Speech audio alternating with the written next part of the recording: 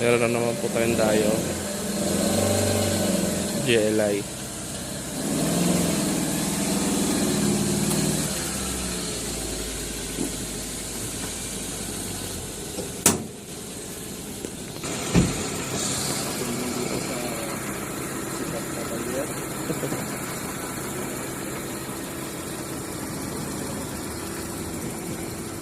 Sir, matanong ko lang, anong issue nito, sir? Lately naging ganyan po. Pero hindi pinapalitan ko to kasi nagpatagas. Opo. Kasi ito na yung bumababa yung idol yun. Kasi Bali ang issue mo, sir, sa idle. parang Medyo, safety. titingnan ko lang yung RPM mo dun, sir. Para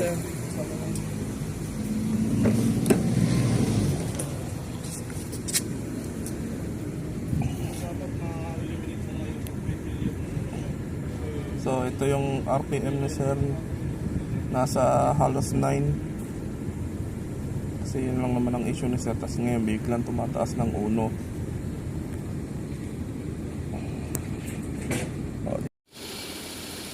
Okay lang? Oh. Dito hindi normal ng ganyan ang hanggang niya. Titignan natin kung alin dyan sa pagkayan ang nagpapalit.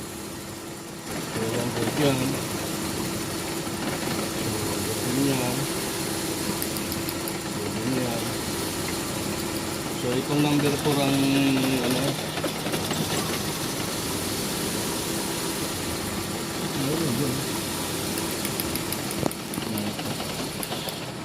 number 4. Dali. Paano rin yung pan? Oo eh.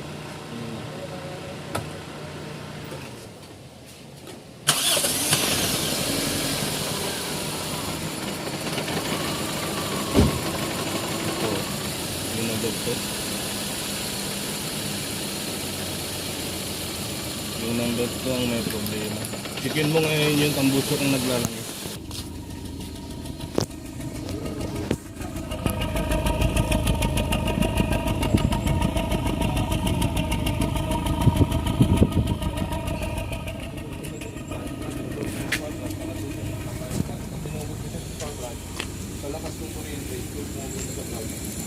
Wala.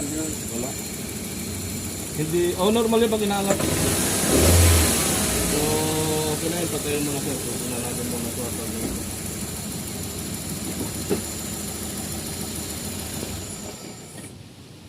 May napagawa na po ba kayo dyan? Change oil. Hindi, bukod doon sa yung sa makina, yung Ay, wala, hindi nyo sir. gusto. Ako pinagawa dito, ito, yung... Pero sa makina hindi pa. Wala pa. So anong gusto nyo mangyari dyan? I-PPMS natin yung makina mo o i-eliminate lang yung problema niyan? Kasi pagka ganon, hindi natin marirefresh maganda yung makina mo. Siyempre, mas maganda kung i-PNS mo yan, tapos kung ano yung dapat i-ano. Bukod doon, ano pang problema ang iba nito? May tulo ba ka mo? Ikaw ba yung kausap ko? Hindi. Hindi ako kausap na may leak din daw eh. Parang meron yata siya. Yun, una, yung fan. Yung fan. Yung issue lang, yung issue mo. Yung fan, ano pa? Yung PMS yung makina. Tapos ano pa? Bukod doon, wala ka ng problema sa mga tulo niya, wala na. Meron siyang puno, pero hindi ko lang alam kung parang somewhere here, pa ilalim. Ito sila. So, ihuli natin yan sir kasi medyo ano yan eh. Yung trabaho dyan, pag halimbawa nagkaroon ng leak, medyo mabigat yan. Mag-ano tayo, magpo-pull out tayo ng transmission. O kung dito man siya, madali. Pero pag nandito, medyo mabigat yan. Kaya ng araw yan. So, ang gagawin namin dyan, para ma-refresh yan, pull out namin lahat ko nandito. Fuel injector niya, yung throttle body niya. Tapos i-tuning na rin namin. Sisilipin din namin kung bakit naggaganyan yung... Kailan ba naggaganyan yung makina mo? Matagal na? Bago lang. Bago lang sir eh. Bago Kasi lang. nung siguro wala pang 2 weeks ago, ang ganda niya eh, kasi pag inapakan mo, Diretso, suwabe. oo, parang Ngayon, mayroon ng nagdadag na. parang bumibitin ka ngayon. Oo. Tapos mayroon parang walang Inig. power. Inig, walang Inig, power, inig, tapos oo. naiinig. So yun. Okay, sige. Ikat mo muna yun. Papaliwanag ko lang tungkol dito sa valve sila na po. Kasi nagpapalyo yung makina nyo. Yung number 2 na spark plug, sigurado to basa. Kasi yung tambucho mo namamasa na ng langis. So yung Sir, valve saan seal, ka galing yung langis? Yung sa engine makina, oil sa yan? makina, sa makina galing yun. Oil. Kasi ito yung intake Tapos ito yung intake na valve, ito yung exhaust na valve. So tuwing mag-i-intake siya, maghihigop siya ng hangin, kailangan kasi ng hangin eh. Dahil nga itong valve seal na to, malaki na ang butas nito, hindi na niya kayang i-seal yung valve mismo, may shop kasi yun eh. Doon nakapasok sa valve to eh. Ngayon, pag malaki na butas nito, tuwing mag-i-intake siya, hihigop ng hangin, sumasama yung langis papuntang combustion. Ngayon, hindi niya kayang sunugin yun. So, maging epekto noon, yung spark plug, mababasa. Pag oras na basa yun, magpipilyur na yung isang silindro dyan kasi na hindi nagpa-fire na ng matino dahil nabasa na siya ng spark plugs. So, yung tambucho mo, doon magkakaroon din ng langis yun. Kaya siya palyado, sir. Oo, ngayon, pag nilinis natin yan, okay na naman yan. Kung hindi mo ipapagawa yung valve seal niyan, babalik pa rin uli yan. Ganon mangyayari niyan. Kaya kailangan mapagawa mo yan para hindi na magpaulit-ulit yung Gawa na. sakit niya na laging namamalyo. Yung katulad ng ganon na nanginginig, isa yon. Kasi dapat yung 4 na spark plug na yon gumagana matino yun. Para smooth yung Takbo ng makina. takbo ng makina. Yung idling niya, hindi mo siya makikitang bakit malikot yung makina. Ganun, no? Yung RPM mo, doon magkakaroon ng epekto yon. Okay, sir. So aalisin natin yan, titingnan natin to kung ito ibasa nga. Ito kapapalit lang nitong valve seal na to, yung kulay pula doon na nasa labas. GLI din yun, sir. GLI po yun. Sa mga to.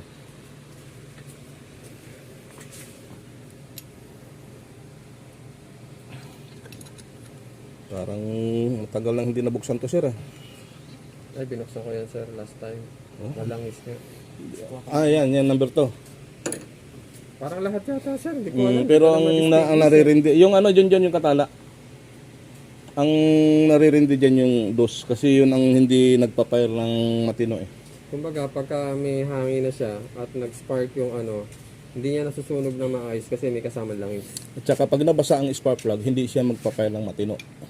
Kumbaga, kung saan yung ground malapit, doon na siya magpa-fire. Imbis na yung susunugin niya yung fuel and air, hindi niya masusunog ngayon. Kasi nga, lumalabas na siya sa ground ng makina eh. Yung nakita mo yung labas ng kuryente yung pumipitik, doon na siya tumatama. Pag nabasa yung dulo ng spark plugs. Pala yun. Mhm.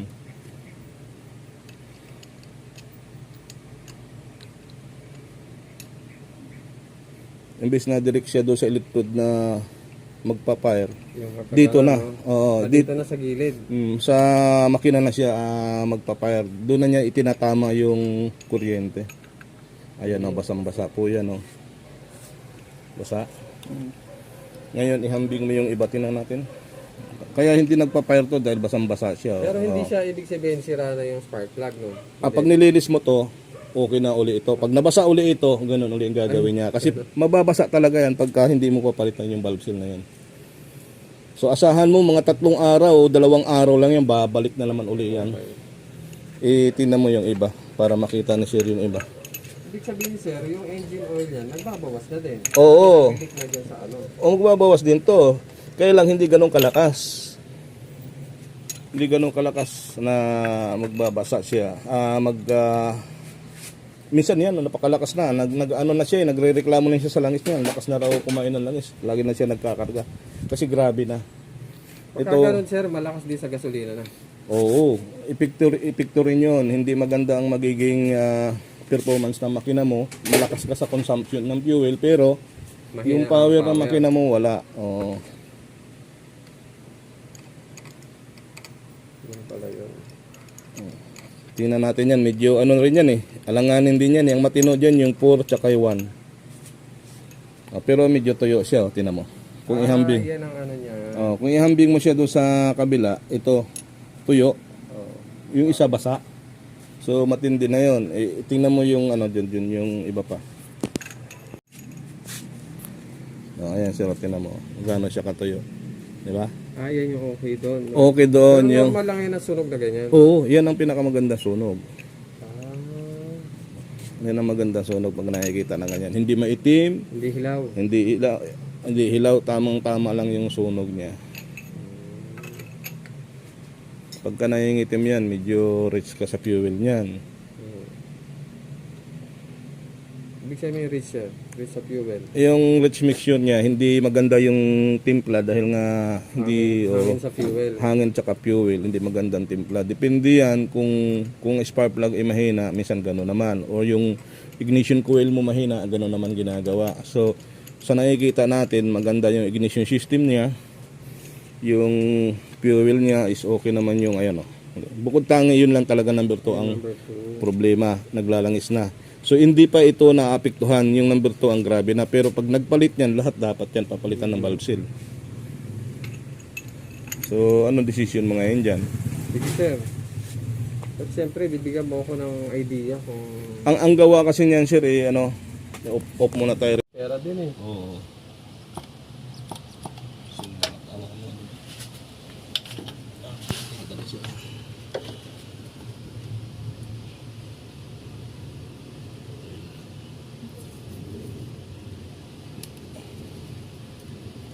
Yan mag-hold yan. Sige.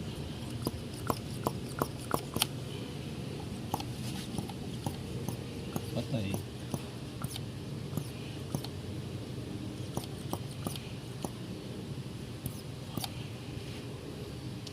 Bakit ka ba ganito dito?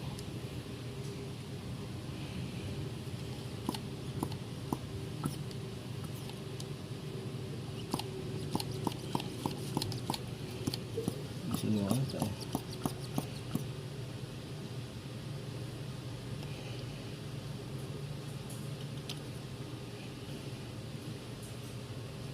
Dapat nito pang mag-hold. Ayan o. Umaangat. Binabacuum niya sir. Oo, para titingnan ko kung buo yung valve. Akin na ngayon ano.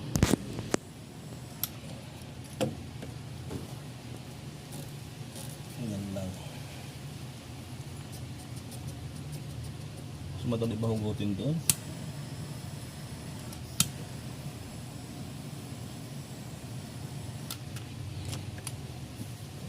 Pag nabasag to, yari tayo rito.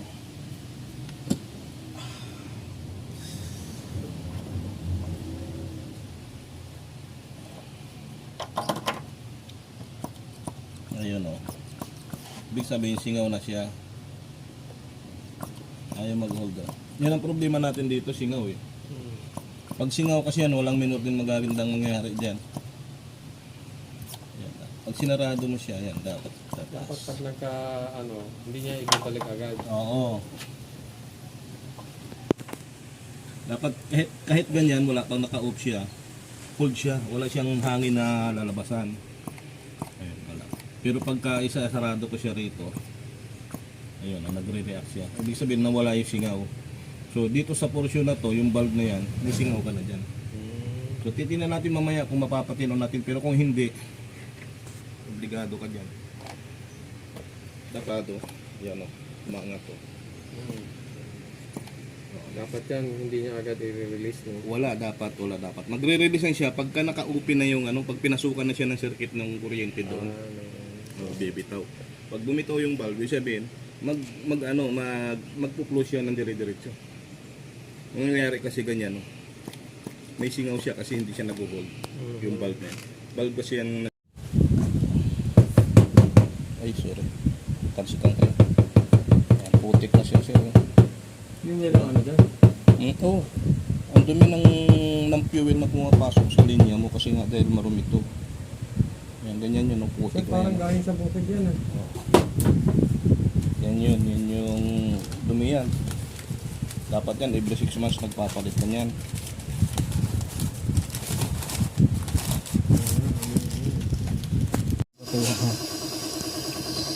Hanggang sa pagkakabit.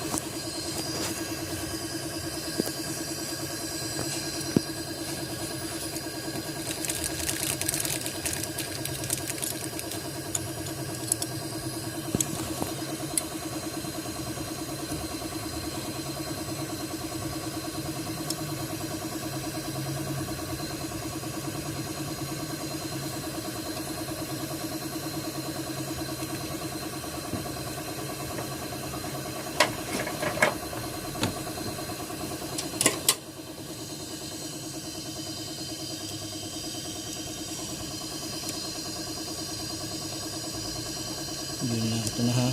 I-focus mo.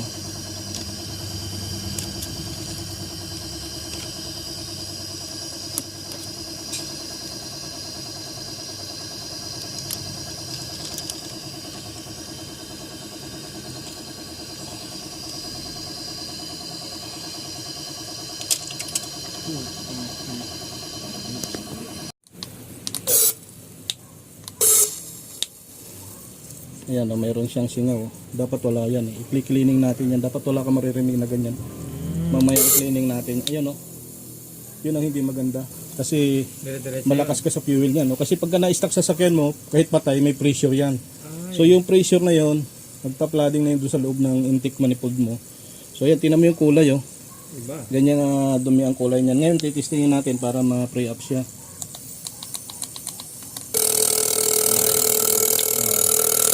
I-cleaning natin yung barbulan niyan para malinis. Tingnan mo yung kulay niya. Oh. Yan yung deposit na varnish sa loob. Tingnan mo, napakarumi.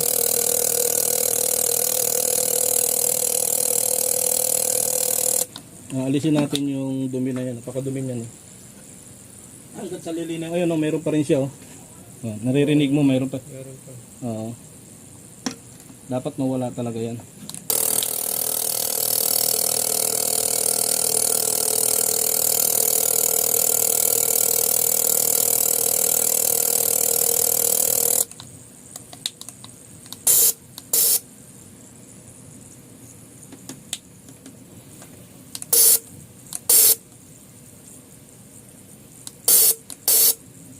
Doon nata may sumisingaw doon sa may ibabaw. Dito. Yung sa may mismong pito, ano ba ito? Dali. I-cleaning natin para maging malinis yun. Yung tatlo mo, hindi pa natin makikita yun. Ganon din yun. Talaga. Oo.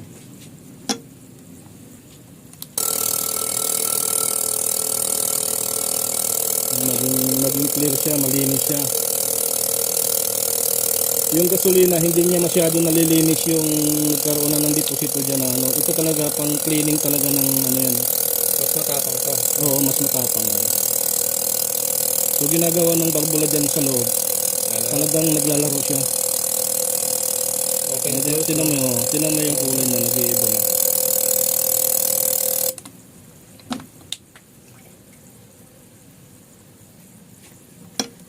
May singaw na kami rito, somewhere dito. Ayun, dito.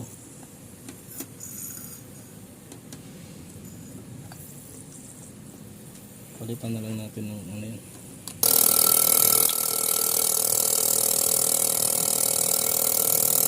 Pero ano yung normal na... Okay na yan, yung iba naman. Yan, naririnig mo.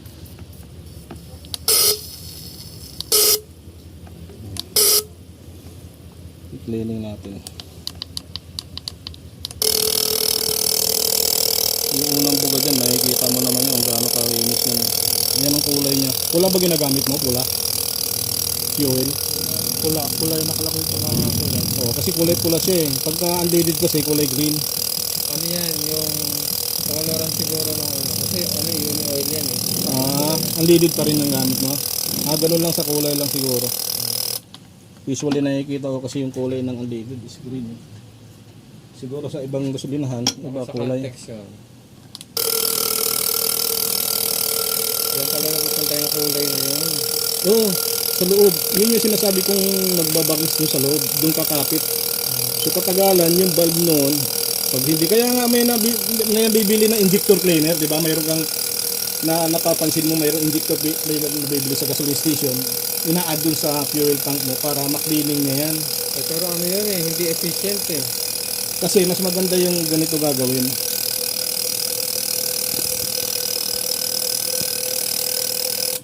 Kasi ano yun eh, imimix yata yun. Imimix ako sa isang full tank. Halos ewan ko, 100 ml lang yun, baka wala pa.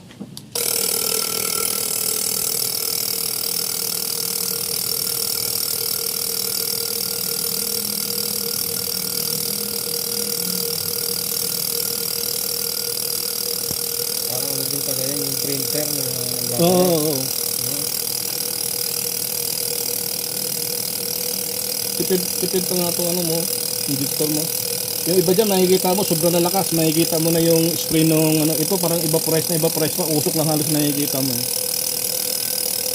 Meron ako pinagtan dito kasi binili niya sa Shopee. Napakalakas. Kaya bukod tangi, yung isang number 4, di ba? Yung laging naging rates lagi ng ano, makarbon. Wala na. Kung ano nga matipid yan bago magloko, matipid. Ito, nakikita nyo ngayon to. Yung pulis na yun, tuwan-tuwa yan Yan. Oo, yung 600 niya. Nawala. Kanya yan. Ayan.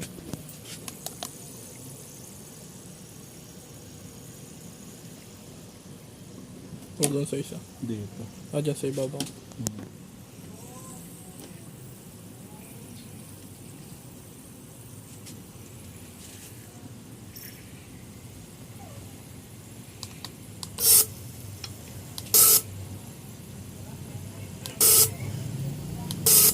Masyadong malakas to, no?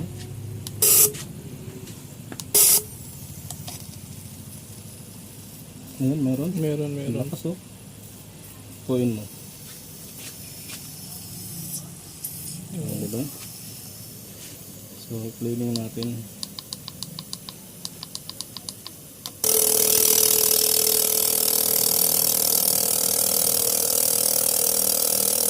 Patay mo lang yun. Oo, pang-apat na.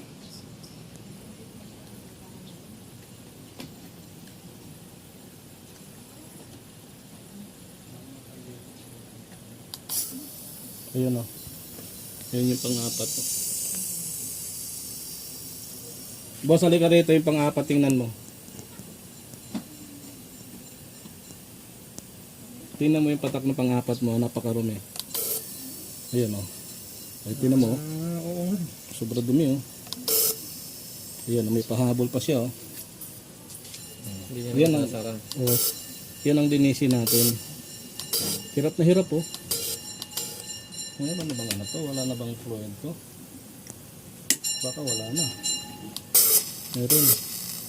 Ayan, oh. Saka tingnan mo yung kulay. Oo. Mukhang not-concentrate sa kanya lahat. Oo. Bukod tanging ito napakarumi.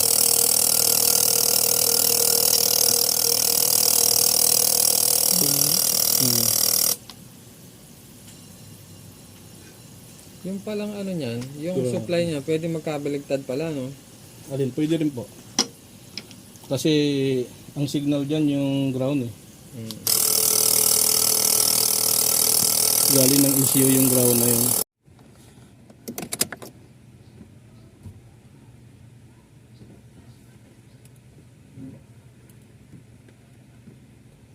Meron.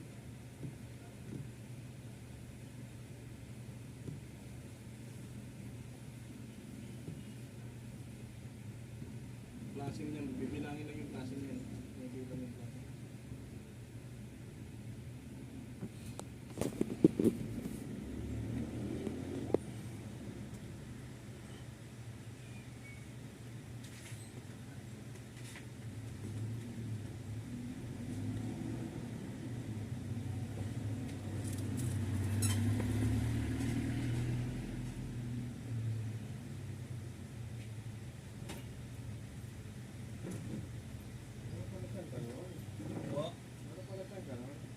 Buti nga bumaba yung ano. Merong ganda. Yun yung OBD1. Bibilangin mo yung flashing na bibilang.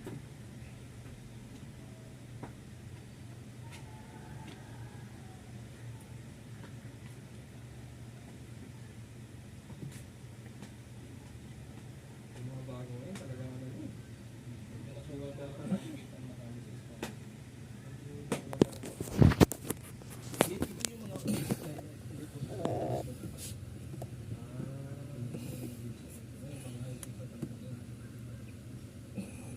Two, three. Dati nga ito sila, hindi ko pa alam na siraan yung tayo ito. Nakita ba yung charge nila? Bakit hindi pa nag-i-improve ito? May battery indicator din kung hindi nag-charge. Two. Wala. 1, 2, 1, 2, 3, 4. 1, 2, 3, 4. 1. Tatlo. Pati 41, nawala na. 1, 2.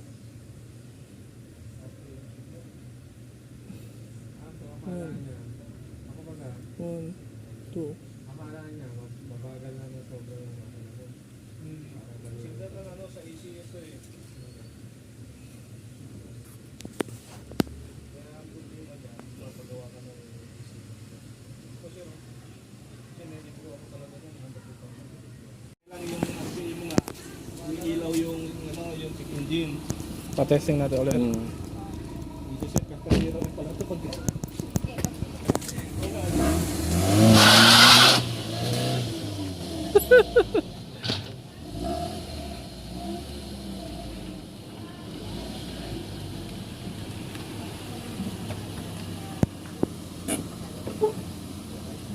Ano sir, okay? May pagbabago ba sa ginawa natin sir? Parang bumalik, minus 20 years ah.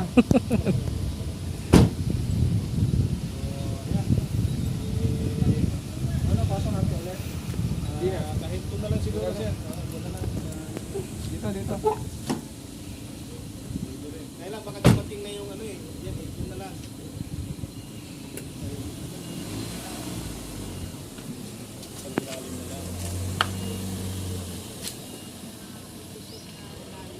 Okay na ito.